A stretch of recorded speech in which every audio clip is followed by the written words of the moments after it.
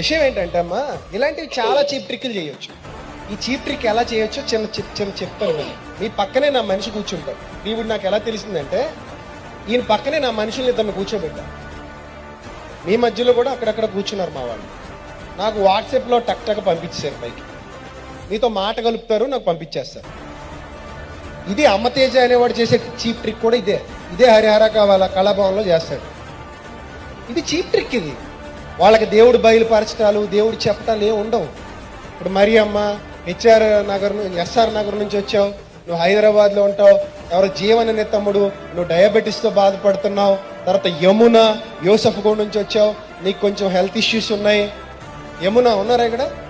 లేచి నిలబడండి. యమున అదిగో రా తల్లి, కొంచెం ముందు ప్రార్థన చేస్తాను నీకోసం. సో ఇలా ఎంతమందినైనా పిలవచ్చు నేను. అవునా? ఇప్పుడు నేను నీకు తెలుసా తల్లి?